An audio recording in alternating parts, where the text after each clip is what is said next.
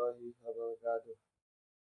Perkenalkan, nama saya Sabit Magnun dari Prodi Hukum Ekonomi Syariah.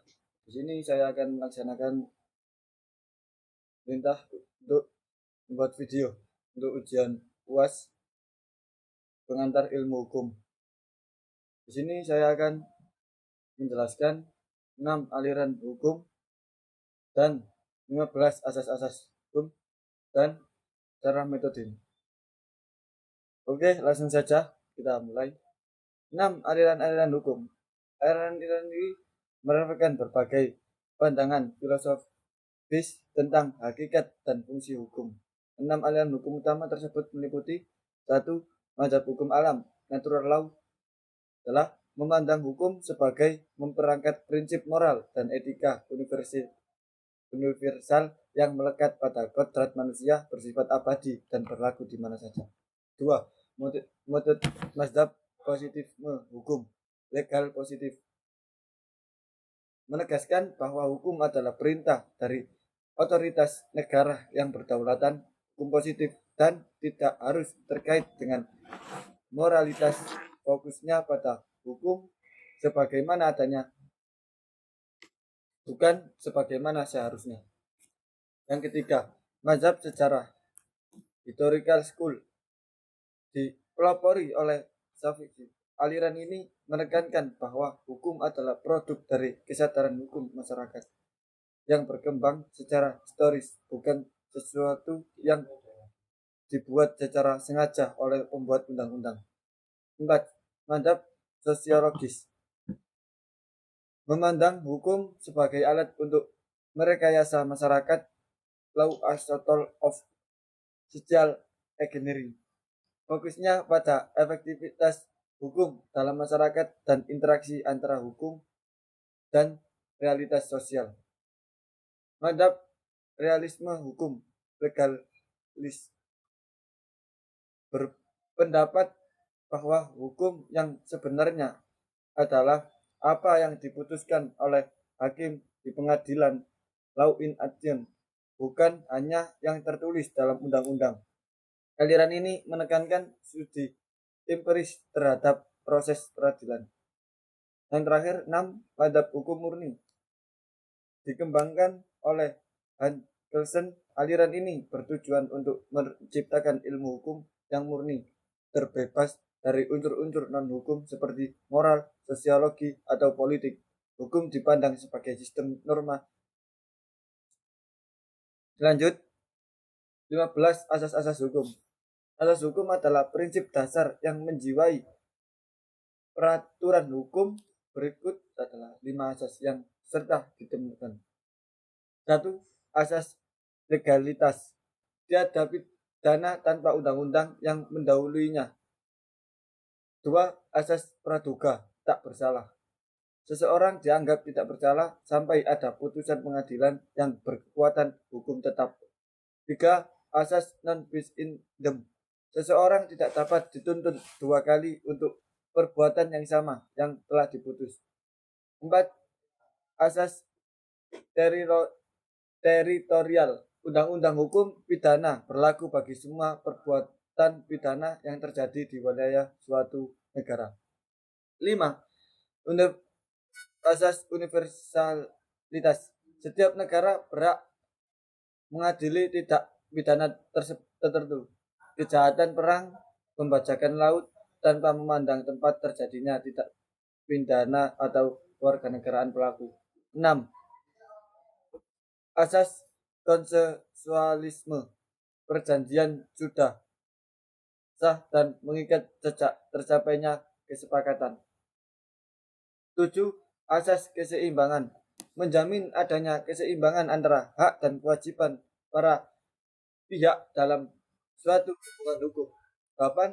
Asas kepastian hukum, hukum harus dapat dilaksanakan jelas dan memberikan jaminan bahwa hak dan kewajiban dihormati dan dilindungi.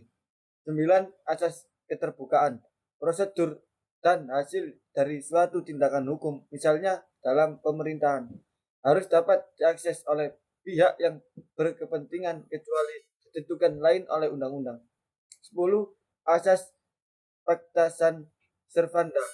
Perjanjian yang dibuat secara sah berlaku sebagai undang-undang bagi para pihak yang membuatnya.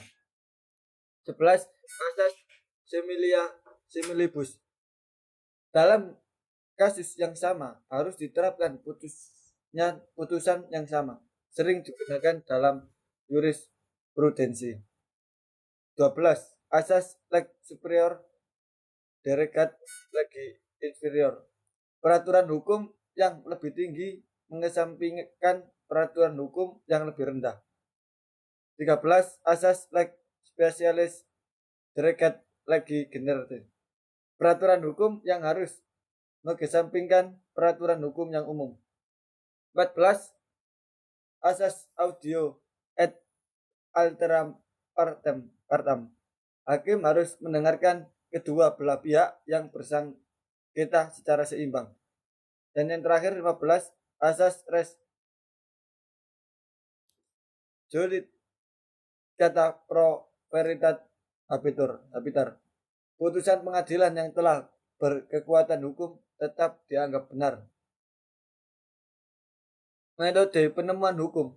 Penemuan hukum adalah proses hakim atau aparat penengah hukum lainnya dalam menetapkan hukum terhadap suatu peristiwa konkret, terutama jika undang-undang tidak jelas atau terdapat kekosongan hukum. Metode utama penemuan hukum meliputi: yang pertama, metode penafsiran atau interpretasi penjelasan teks undang-undang.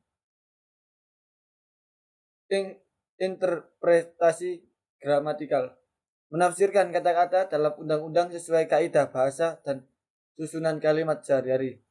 Interpretasi historis. Menafsirkan undang-undang berdasarkan sejarah pembentukannya atau maksud pembuat undang-undang di masa lalu.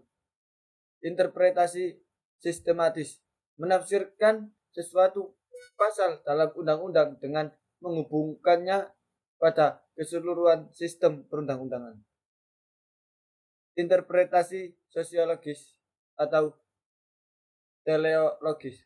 Menafsirkan undang-undang sesuai dengan kondisi sosial dan tujuan kemasyarakatan yang ingin dicapai saat ini, meskipun berbeda dengan maksud perbuatan undang-undang di masa lalu.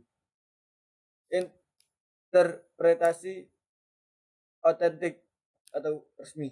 Penafsiran yang diberikan secara resmi oleh badan pembuat undang-undang itu sendiri. Metode konstruksi. Pembentuk hukum baru atau mengisi kekosongan hukum. Analogi. Memperluas berlakunya suatu kaidah hukum dengan memberikan gambaran yang sama, mencari kemiripan esensial terhadap kasus yang belum diatur atau diperbolehkan dalam perdata, dilarang dalam pidana. Penafsiran berdasarkan pengurangan hukum. Menerapkan undang-undang secara berlawanan dari maksud yang tersirat karena terdapat perbedaan esensial antara kasus yang diatur dan kasus yang dihadapi. Penemuan hukum progresif. Pendekatan yang menekankan pada tujuan keadilan substantif dan kemanfaatan bagi masyarakat seringkali mengabaikan aturan formal jika dianggap tidak relevan. Cukup sekian dari saya. Mohon maaf bila ada salah kata untuk menjelaskan. Syukron wal afu minkum. Wassalamualaikum warahmatullahi wabarakatuh.